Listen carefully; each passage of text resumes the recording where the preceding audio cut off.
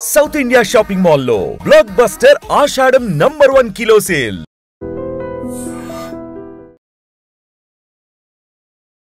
నమస్తే, welcome to iDream talking point with Kavitha.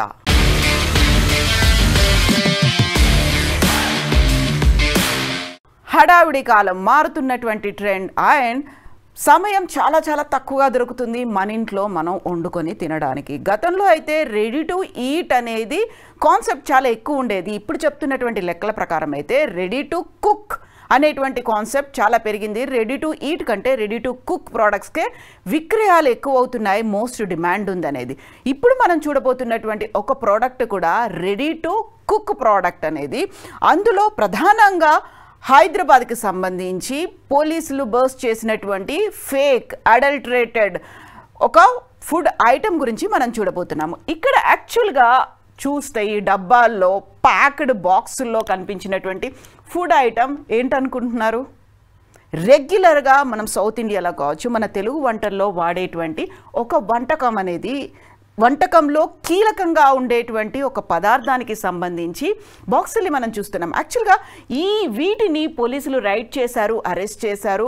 Almost 870 కేజీల adulterated అల్లం వెల్లుల్లి ముద్దని పోలీసులు పట్టుకున్నారు. హైదరాబాద్ సిటీ పోలీస్కి సంబంధించి ట్వీట్ చేసింది. యాక్చువల్గా జూలై 4న హైదరాబాద్లో 870 కిలోల అల్లం వెల్లుల్లి ముద్ద తయారీదారుల దగ్గర నుంచి పట్టుకున్నారు, సీజ్ చేశారు. On credible information task force south east zone and Bandlaguda PS raided FK food products at Patel Nagar seizing 870 kgs of adulterated paste. అందులో 4 కేజెస్ టైటానియం డయాక్సైడ్ ఉంది, 16 కేజీల మోనోసిట్రేట్ ఉంది అండ్ 4 కేజెస్ టర్మరిక్ పౌడర్ ఉంది. ఇవంతా కలుపుకుంటే 1.4 lakhs అనేది వర్త్ అవుతుంది. ఒక అక్యూజ్ని పట్టుకున్నారు, మహమ్మద్ ఫైజల్ అనేది. So harmful chemicals and food production అనేది జరుగుతుంది. Violation of food safety standards authority of India, అందుకని ఆయన్ని అరెస్ట్ చేశారు. పబ్లిక్ హెల్త్కి అది డేంజర్ కాబట్టి. యాక్చువల్గా 870 కేజెస్ ఇక్కడ జింజర్ గార్లిక్ పేస్ట్ను పట్టుకోవడం అనేది ఇదే మొదటిసారి కాదు. దీనికి సంబంధించి గతంలో కూడా ఇలాంటి రైడ్స్ అనేవి జరిగాయి ఓల్డ్ సిటీలోనే. ఇది కూడా మనం వీడియో చూడబోతున్నాము. ఇది ఆల్మోస్ట్ 3500 కేజీల అడల్టరేటెడ్ అల్లం వెల్లుల్లి పేస్ట్ని పట్టుకున్నారు. యాక్చువల్గా ఇందులో ఇంకా దీనికంటే మించి వింతైనటువంటి పదార్థాలని, ఒక గమ్ పౌడర్ను కూడా కలిపారు. ఎందుకంటే అది కలిసేలా ఒక మిశ్రమం లాగా ఉండడానికి. సో గమ్ పౌడర్ ఉంది, at the same time synthetic food colours ఉన్నాయి, సోడియం బెంజోయేట్ ఉంది అండ్ రాటెన్ గార్లిక్ పీల్స్ ఉన్నాయి. ఎండిపోయి కుళ్ళిపోయిన పరిస్థితిలో ఉన్నటువంటి అల్లం వెల్లుల్లిని కూడా ఇందులో యాడ్ చేసి పేస్ట్ లాగా తయారు చేశారు. 3500 కేజీలని. అండ్ కేవలం ఇది ఇక్కడ మాత్రమే జరుగుతోందా, హైదరాబాద్లో ఓల్డ్ సిటీలో మాత్రమే జరుగుతోందా అంటే కాదు. దానికి సంబంధించినటువంటి ఫొటోస్ మనం చూస్తున్నాము. ఫుడ్ సేఫ్టీ అథారిటీ మనకి యాక్చువల్గా ఓల్డ్ సిటీ హైదరాబాద్లో మాత్రమే కాదు, తెలంగాణలో డిఫరెంట్ ప్లేసుల్లో కూడా అవుతోంది. ఇది మనం చూస్తున్నటువంటి ఈ ఫొటోస్ ఖమ్మంలో ఫుడ్ సేఫ్టీ అథారిటీ వాళ్ళు రేట్ చేసినటువంటి అల్లం వెల్లుల్లి పేస్ట్ అనేది 960 కేజీల అల్లం వెల్లుల్లి పేస్ట్ని చాలా ప్యాకేజింగ్ కూడా చాలా అట్రాక్టివ్ బాక్సుల్లో చేసి కేజీ అలా బాక్సులు తయారు చేసి, పావు కేజీ, 100 గ్రాములు, 200 గ్రాములు ఇలా కూడా తయారు చేసి అమ్మడం అనేది చాలా ఎక్కువగా పెరిగింది. దీనికి సంబంధించి commissioner of food safety Telangana 2024లో ఖమ్మంలో చేసినటువంటిది ఇది. Magic ginger garlic paste unit అనేది అక్కడ పెట్టారు. దాంతో తయారవుతుంది. మల్టిపుల్ లేబుల్స్ అనేవి ఉన్నాయి.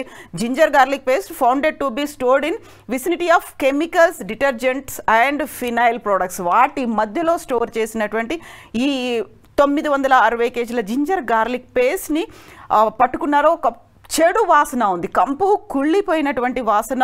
అలాంటి ప్రోడక్ట్స్ని ఇంత అందమైనటువంటి బాక్సుల్లో చేసి అమ్మడం అనేది 960 కేజీలు అంటే ఇమాజిన్ ఎంతమంది దాన్ని కొనుక్కుంటే ఎంతమందికి హెల్త్ మీద అది ఎఫెక్ట్ పడుతుంది అని. యాక్చువల్గా సోడియం బెంజోయేట్ కావచ్చు, లేకపోతే టైటానియం డయాక్సైడ్ కావచ్చు అండ్ మోనోసిట్రిక్ అనేటువంటివి కూడా యూరోపియన్ యూనియన్ దీన్ని బ్యాన్ చేసింది. మనకి హెల్త్కి హజార్డస్ అనే దాంట్లో బ్యాన్ చేశారు. సో ఇలాంటి ప్రోడక్ట్స్ వాడితే, ఇలాంటి కెమికల్స్ వాడితే హెల్త్ మీద ఇంపాక్ట్ అవుతుంది అని యూరోపియన్ యూనియన్ దీన్ని బ్యాన్ చేసింది. Food safety standards authority of India కూడా దీని మీద రెస్ట్రిక్షన్స్ అనేది పెట్టింది. యాక్చువల్గా టైటానియం డయాక్సైడ్ అనేది బేకరీ ప్రోడక్ట్స్లో వాడుతుంటారు, బ్రెడ్స్లో, కుకీస్లో కూడా వాడుతుంటారు. దీన్ని ఒక కలరింగ్ ఏజెంట్గా వాడుతుంటారు. ఒక కలర్ ఏదైనా ఉంటే అది చాలా బ్రైట్ కలర్లో కనిపించడానికి దాన్ని వాడుతూ ఉంటారు. ఇక మోనోసిట్రేట్ అనేది కూడా దానికి కొంచెం అడిక్టివ్గా వాడుతూ ఉంటారు. ఒక టేస్ట్ అనేది, ఒక ఫ్లేవర్ రావడానికని వాడుతుంటారు. బట్ ఇది కొంచెం పర్మిషబుల్ లిమిట్స్లో వాడితే ఓకే. కానీ ఇప్పుడు మనం చూసినట్టుగా 970 కేజీలు, 860 కేజీలు, 3000 కేజీలు ఇలాంటివన్నీ చూస్తూ ఉంటే అక్కడెక్కడ ప్రమాణాన్ని పాటిస్తుంటారు. సో ఇవన్నీ మనం చూస్తున్నాము. మామూలుగా డ్రమ్స్లో కూడా చేసి ఎక్కడ హైజీనిక్ కండిషన్స్ అనేవి కనిపించకుండా అడల్ట్రేషన్ అనేది ఉండి, యూజువల్గానే అల్లం వెల్లుల్లి పేస్ట్ అంటే ఉండేటువంటి ఆ ఫ్లేవర్ కావచ్చు, ఆ మసాలా ఘాటు అనేది ఉండాలి, అవన్నీ ఏమీ లేకుండా ఉండేది. యాక్చువల్గా దీన్ని ఐడెంటిఫై చేయడం కూడా మనం చాలా ఈజీ అనే చెప్తున్నారు ఫుడ్ టెక్నాలజిస్టులు, ఫుడ్ టెక్నీషియన్స్, ఎక్స్పర్ట్స్ కూడా చెప్పే మాట. ఇంట్లో మనం అల్లం వెల్లుల్లి కనుక తీస్తే వచ్చేటువంటి వాసన ఏదైతే ఉందో అది ఇలాంటి ప్రోడక్ట్స్లో మిస్ అవుతుంది. అండ్ దీంతో పాటుగా టెక్స్చర్ కూడా చాలా సాఫ్ట్గా మనం ఇంట్లో చేసుకుంటే ఉండేది. ఇందులో థిక్గా ఉంటుంది, ఐదర్ వాటరీగా కూడా ఉంటుంది, అది జారిపోతున్నట్టుగా ఉండేటువంటి ఫీల్ అనేది కూడా ఉంటుంది. వీటన్నిటిని చూసి ఐడెంటిఫై చేయాలి. మోర్ ఓవర్ ఫౌల్ స్మెల్ అనేది, మురిగిపోయినట్టుగా ఉండేటువంటి కంపు వాసన. యాక్చువల్గా వీటిని ఎందుకని వాడుతున్నారు?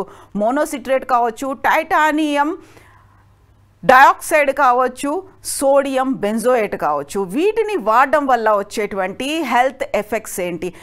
మోస్ట్ ప్రోన్డ్గా చెప్తూ ఉంటారు, వల్నరబుల్గా ఉండేది చిన్నపిల్లలు, ఏజ్డ్ వాళ్ళు. At the same time prolonged illness ఉన్న వాళ్ళకి హెల్త్ మీద కూడా ఎఫెక్ట్ పడుతుంది. ఇవన్నీ కూడా సోడియం బెంజోయేట్ అంటే మనకి ఎముకల్లోకి చేరుతుంది, ఎముకల్ని గుళ్ళబారేట్టు చేస్తుంది, ఎముకలు పెలుసుగా మారిపోతాయి, విరిగిపోతాయి అనేది సోడియం బెంజోయేట్కి ఉంది.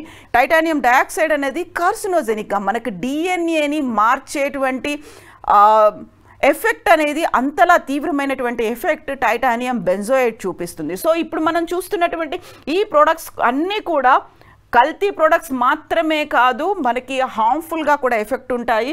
సో ఎక్కడ హైజీనిక్ కండిషన్లో తయారు చేయలేదు. అండ్ మీకు కనిపిస్తున్నటువంటి ఈ విజువల్స్లో కూడా చూస్తే మెయింటైన్ చేస్తున్నటువంటి డ్రమ్స్ కావచ్చు, లేకుంటే స్టోరేజ్ కోసం వాడుతున్నవి, అక్కడ ఉన్నటువంటి ఆ ఏరియా ఏది కూడా హైజీనిక్గా కనిపించదు. ఇక్కడ చెప్పులతో పాటుగా మిగతా అంతా చెత్త చెదారం అంతా పడి ఉన్నటువంటి ఈ ప్రోడక్ట్స్ అనేవి సో మనకి ఎలా తయారవుతుంది, ఎక్కడ తయారవుతుంది అనేది తెలియదు. జస్ట్ ఒక ప్యాకేజింగ్ మాత్రమే చూస్తాము. ప్యాకేజింగ్లో ఉన్నటువంటి ఆ ప్రోడక్ట్స్ ఏమున్నాయి, ఇంగ్రీడియంట్స్ ఏమున్నాయి, అందులో స్పెసిఫికేషన్స్ ఏమైనా మెన్షన్ చేస్తున్నారా లేవా, ప్రిజర్వేటివ్స్ ఉన్నాయా, కెమికల్స్ ఉన్నాయా, ఇలాంటివన్నీ చూడకుండా జస్ట్ ఒక బాక్స్ చూస్తాము. ఎక్స్పైరీ డేట్ ఎలా ఉంది అనేది, మ్యానుఫ్యాక్చరింగ్ డేట్, ఎక్స్పైరీ డేట్ మాత్రమే చూసుకుంటున్నాం తప్ప దాంట్లో ఉన్నటువంటి ప్రోడక్ట్స్, ప్రిజర్వేటివ్స్, కెమికల్స్ వీటన్నిటిని మెన్షన్ చేయాల్సినటువంటి అవసరం ఉంటుంది. మోరోవర్ ఇవన్నీ మెన్షన్ చేయట్లేదు. ఎట్ ద సేమ్ టైం చాలా చీప్గా కూడా దొరుకుతున్నాయి. సూపర్ మార్కెట్లతో పాటుగా పక్కనే ఉన్నటువంటి కిరాణా షాపులు వీటన్నిటిలో కూడా చీప్గానే అవైలబుల్గా ఉండడంతో బ్రాండెడ్ ప్రోడక్ట్స్ వైపు వెళ్లకుండా మన లోకల్ మేడ్ ప్రోడక్ట్ కదా అని మనం తీసుకొని మోసపోతున్నాము. At the same time health మీద కూడా ఇంపాక్ట్ పడుతోంది.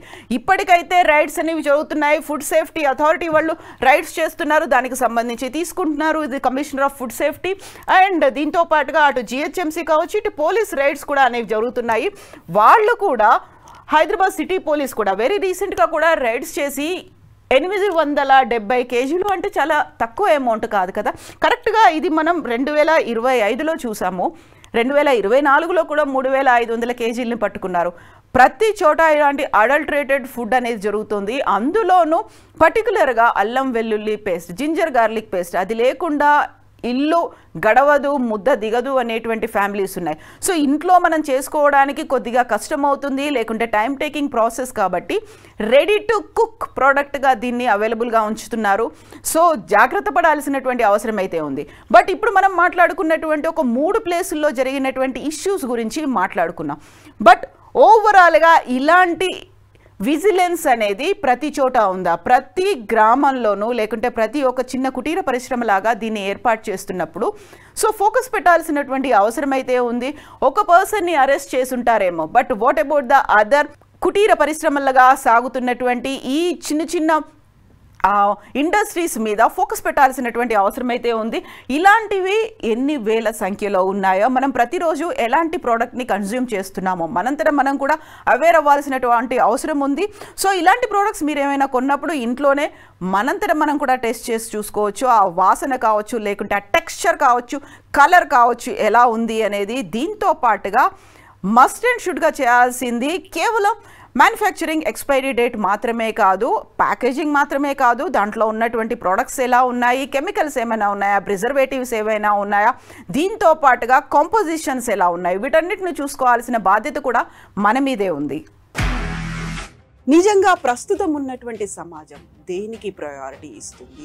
ఆర్థిక సంబంధాల చుట్టూ మాత్రమే తిరుగుతుంది. మళ్ళీ ఎన్నికలంగానే చాలా విరక్తి కలుగుతాం. మంచి అనిపిస్తుంది కదా, లేడీస్ కూడా ఛాలెంజింగ్ జాబ్స్ చేసినప్పుడు చాలా బాగుంటది. ట్రాఫిక్ అసిస్టెంట్స్ గా నియమించిన ట్రాన్స్జెండర్స్ అందరితో సాల్యూట్ చేయించుకుంటున్నారు. ఫుడ్ డెలివరీ ఇవ్వటానికి వెళ్ళినటువంటి డెలివరీ బాయ్ అనిల్ పై కళ్ళ ముందు పెళ్ళండి